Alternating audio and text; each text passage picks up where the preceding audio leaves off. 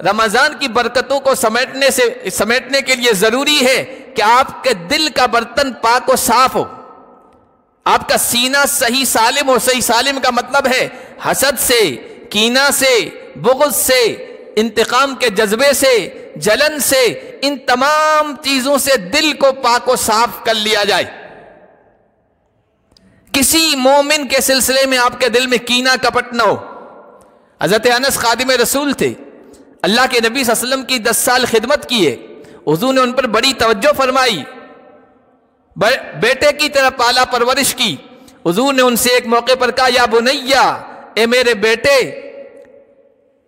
اگر تم سے ہو سکے ان تصبح وتمسی وليس في قلبك غشا لاحد من المسلمین فافعل، اے میرے بیٹے اگر تم یہ کر سکو کہ تم صبح کرو یا شام کرو اس حال میں کہ تمہارے دل میں کسی مومن کے سلسلے میں کینہ کپٹ نہ ہو، تمہارا سینہ کینہ سے پاک ہو، تو ایسا ضرور کرنا۔ اور پھر فرمایا یا بنیا ان ذالک من سنتی، یہ میری سنت ہے، یہ میرا طریقہ ہے، فمن احب سنتی، جو میرے طریقے کو پسند کرے گا وہ مجھ سے محبت کرے گا، وہ مجھے پسند کرے گا۔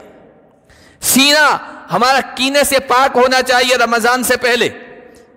ہمارے ایک بزرگ فرمایا کرتے تھے، ایک سلف، افضل الاعمال ثلاثہ، سب سے افضل عمل 3 چیزیں ہیں۔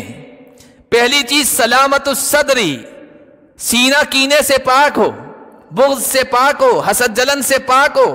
تیسری چیز سخاوت النفوس، آپ کے دل میں سخاوت کا جذبہ ہو، فیاضی کا جذبہ ہو۔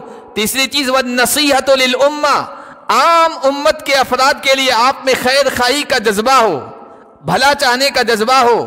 یہ 3 ہیں۔ اور پھر فرمایا وَبِهَذِهِ الْخِصَالِ بَلَغَ مَنْ بَلَغَ، یہ ان 3 خوبیوں کی وجہ سے جس آدمی نے بھی اللہ کے ہاں مقام پایا ہے، انہی 3 خوبیوں کی وجہ سے پایا ہے۔ لا بکثرت الاجتہاد فی الصلاۃ والصوم، نفلی روزے اور نفلی نمازوں کی کثرت کی وجہ سے نہیں، ان 3 خوبیوں کی وجہ سے اللہ کے یہاں کوئی بندہ محبوب بنتا ہے۔